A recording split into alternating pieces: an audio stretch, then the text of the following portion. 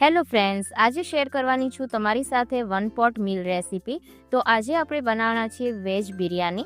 તો વેજ બિરયાની માટે જેટલી પણ સામગ્રી જોઈએ છે એ મેં અહીંયા લઈ લીધી છે। તો એના માટે મેં અહીંયા એક બટાકું લીધું છે, જેની મેં છાલ ઉતારી અને એના મોટા પીસીસ આ રીતના કટ કરી લીધા છે। ત્યારબાદ અહીંયા મેં લીધી છે ફુલાવર। તો ફુલાવરના આ રીતના જે ફૂલ છે એને તોડી અને લેવાના છે। તો ફુલાવરને આપણે ઝીણી નહીં કરીએ। તો અહીંયા મેં થોડી ફુલાવર લીધી છે અને થોડા મેં અહીંયા ફ્રેશ વટાણા લઈ લીધા છે। ત્યારબાદ એક વાટકી જેટલું મેં અહીંયા દહીં લીધું છે। તો દહીં આપણે મીડિયમ ખાટું લેવાનું, બહુ ખાટું દહીં નથી લેવાનું।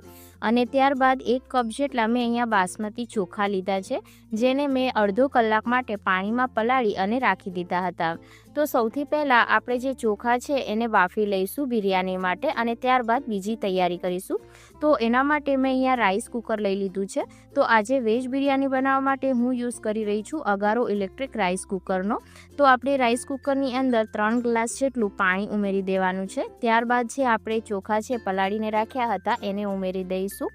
તો અહીંયા આપણે ચોખાને બાફી લેવાના છે પહેલાં, અને ત્યારબાદ હવે આપણે એની અંદર સ્વાદ અનુસાર મીઠું ઉમેરી દઈશું અને થોડો અહીંયા લીંબુનો રસ ઉમેરી દઈશું, જેથી ચોખા એકદમ વ્હાઈટ બને। અને એને સારી રીતના મિક્સ કરી અને આપણે લીડ છે એને બંધ કરી દેવાની છે। તો અત્યારે એને પાવર સ્ટાર્ટ કરી દઈશું, અને અત્યારે હું અહીંયા જે વ્હાઈટ રાઈસનો ઓપ્શન છે લો કાર્બમાં એને સિલેક્ટ કરી અને 10 મિનિટ જેવું અહીંયા કૂક થવા દઈશ। તો આપણે 10 મિનિટ જેવું જ રાઈસને કૂક કરવાના છે। તો ત્યાં સુધી આપણે વેજીટેબલને મેરિનેટ કરી લઈએ। તો એના માટે મેં એક બાઉલ લઈ લીધું છે, જેની અંદર આપણે દહીં લઈ લેવાનું છે। તો અહીંયા મેં દહીં છે 1 વાટકી લીધું છે। તો અહીંયા મીડિયમ મોડું દહીં છે। ત્યારબાદ દહીંને આપણે સારી રીતના ચમચીની મદદથી ફેટી લઈશું આ રીતના, અને ત્યારબાદ હવે આપણે એની અંદર મસાલા ઉમેરી દેવાના છે। 1 ચમચી જેટલું કશ્મીરી લાલ મરચું ઉમેરીશું, અડધી ટેબલ સ્પૂન જેટલી હળદર પાવડર, 1 ટેબલ સ્પૂન જેટલું ધાણા જીરું પાવડર, 1 ટેબલ સ્પૂન જેટલો ગરમ મસાલો, સ્વાદ અનુસાર મીઠું ઉમેરીશું, અને અડધી ચમચી જેટલો બિરયાનીનો મસાલો ઉમેરીશું। આ બધાને આપણે દહીં સાથે એકદમ સારી રીતે મિક્સ કરી લેવાના છે। તો આ મસાલાને આપણે ડાયરેક્ટ બિરયાનીની અંદર પણ ઉમેરી શકીએ છીએ, પણ આપણે અત્યારે એની અંદર બધું જ જે વેજીટેબલ છે એને ઉમેરી દઈશું, જેથી એક સાથે વેજીટેબલની અંદર જે દહીંનો મસાલો છે એકદમ સારી રીતના કોટ થઈ જાય। તો અહીંયા આપણે મેરિનેટ કરી લઈશું વેજીટેબલને। તો અહીંયા વેજીટેબલ તમે તમારી પસંદના કોઈ પણ લઈ શકો છો, જેમ કે અહીંયા તમે બીન્સ ઉમેરી શકો છો, કેરેટ ઉમેરી શકો છો, કેપ્સિકમ ઉમેરી શકો છો।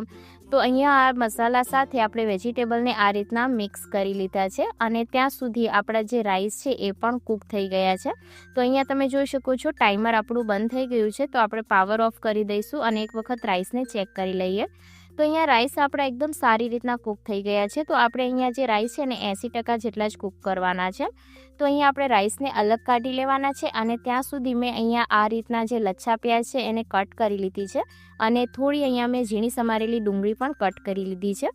તો હવે આપણે જે રાઈસ કુકર છે એને સ્ટાર્ટ કરી અને જે સ્ટીમનો મોડ છે એ સિલેક્ટ કરવાનો છે। તો અહીંયા 10 મિનિટનું ટાઈમર આવી જશે।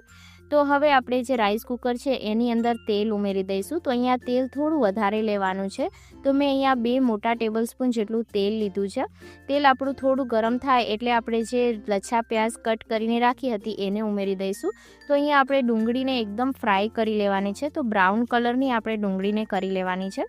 તો એને સારી રીતના આપણે મિક્સ કરી લઈશું। તો 2 થી 3 મિનિટ જેવું થશે ત્યાં આપણી જે ડુંગળી છે એકદમ આ રીતના બ્રાઉન થઈ જશે।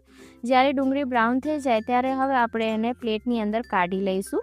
તો આ રાઈસ કુકરની અંદર બધું જ એક જ કુકરમાં બની જાય છે, જેમ કે આપણે નોર્મલી જ્યારે ગેસ પર કે પછી કોઈ પણ જે ઇલેક્ટ્રિક સગડી વગેરે પર ક્યારે પણ બનાવતા હોઈએ બિરયાની, તો આપણે 2 થી 3 વાસણની જરૂર પડતી હોય છે, પણ આ રાઈસ કુકરની અંદર આપણે બધું જ કરી શકીએ છીએ, ફક્ત આપણે કોઈ બીજા વાસણની જરૂર નથી પડતી।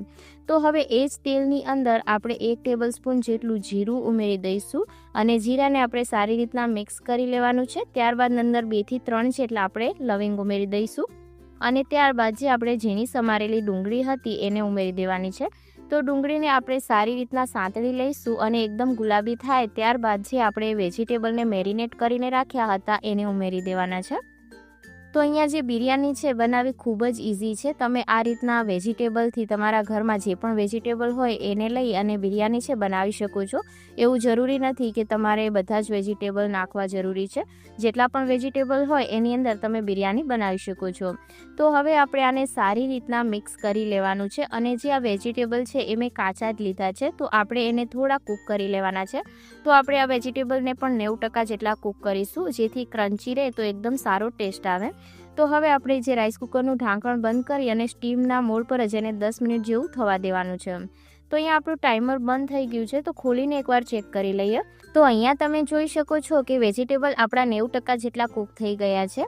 તો હવે આપણે જે વેજીટેબલ છે એને એક પ્લેટની અંદર કાઢી લેવાના છે. તો આપણે અડધા વેજીટેબલ છે એને પ્લેટની અંદર કાઢી લઈશું અને બાકીના વેજીટેબલ રાઈસ કુકરની અંદર જ રહેવા દેવાના છે. રાઈસ કુકરની ડિટેલ વિડીયો મેં ઓલરેડી તમારી સાથે શેર કરી છે. જો હજી સુધી ના જોઈ હોય તો આઈ બટનમાં તમને લિંક મળી જશે. તો અહીંયા મેં થોડું વેજીટેબલ કાઢી લીધું છે અને થોડું મેં રાઈસ કુકરની અંદર રહેવા દીધું છે. ત્યારબાદ હવે આપણે જે રાઈસ છે જેને બોઇલ કરીને રાખ્યા હતા એને ઉમેરી દઈશું. તો અહીંયા આપણે અડધા રાઈસ છે એને ઉમેરી દેવાના છે અને આ રીતના એક લેયર બનાવી દેવાનું છે. તો બધી બાજુ આપણે સારી રીતના રાઈસને ફેલાવી દઈશું. ત્યારબાદ આપણે ઉપરથી થોડા લીલા ધાણા આ રીતના ઉમેરી દેવાના છે. અહીંયા તમે ફુદીનાના પાન પણ ઉમેરી શકો છો, એનાથી પણ ટેસ્ટ સરસ આવે છે.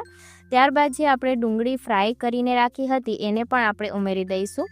તમે અહીંયા બિરયાનીની અંદર ઘણી બધી વસ્તુઓ ઉમેરી શકો છો, જેમ કે તમે કેસરવાળું દૂધ ઉમેરી શકો છો, ફ્રાય કરેલું પનીર પણ ઉમેરી શકો છો.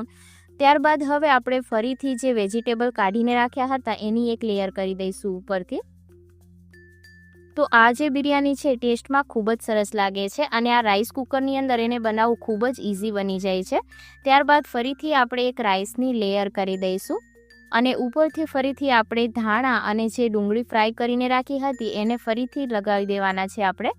તો આ જે રાઈસ કુકર છે એની અંદર તમે આને સ્લો કૂક કરી શકો છો. નોર્મલી આપણે જે વેજ બિરયાની, દમ બિરયાની બનાવતા હોઈએ એની અંદર જો વાસણનું તળિયું છે એ પતલું હોય તો તમારે એને કોઈ પણ તવા પર રાખવું પડે છે. તો અહીંયા જો સ્લો કૂકનો ઓપ્શન આપેલો છે, તો અહીંયા હું એને 2 મિનિટ જેવું સ્લો કૂક કરી લઈશ. તો અહીંયા તમારે જો રાઈસ કુકર હોય તો બિરયાની બનાવવી ખૂબ જ ઇઝી બની જાય છે. તો 2 મિનિટ થઈ ગઈ છે, તો હવે આપણે એક વખત ખોલીને ચેક કરી લઈએ. તો અહીંયા આપણી જે વેજ બિરયાની છે એકદમ સરસ રીતના બની અને તૈયાર થઈ ગઈ છે. અહીંયા તમે જોઈ શકો છો. તો આપણે એને થોડી થોડી મિક્સ કરી લેવાની છે, કારણ કે જે બિરયાની હોય છે એકદમ પરફેક્ટલી આપણે મિક્સ નથી કરવાની, કારણ કે એના અમુક જે ચોખા હોય એ વ્હાઈટ હોય છે અને અમુક પર મસાલો લાગેલો હોય છે. જો તમે એકદમ એને મિક્સ કરી નાખશો તો એ પુલાવ જેવું બની જશે. તો હવે આપણે એને સર્વ કરી લઈએ. તો એક પ્લેટની અંદર આપણે બિરયાનીને સર્વ કરી લઈએ. આને તમે કોઈ પણ દહીંના રાયતા સાથે પણ સર્વ કરી શકો છો અને છાશ સાથે પણ સર્વ કરી શકો છો. તો આ પ્લેટની અંદર મેં અહીંયા કાઢી લીધી છે. અગારો ઇલેક્ટ્રિક રાઈસ કુકરની બાઇંગ લિંક તમને ડિસ્ક્રિપ્શન બોક્સની અંદર મળશે. જો તમે આ રાઈસ કુકર ખરીદવા માંગતા હોય તો જરૂરથી એકવાર ચેક કરજો. તો અહીંયા તૈયાર છે આપણી 1 પોટ મીલ રેસીપી, એકદમ ટેસ્ટી બિરયાની, એ પણ બિલકુલ ઓછા મસાલાની અંદર.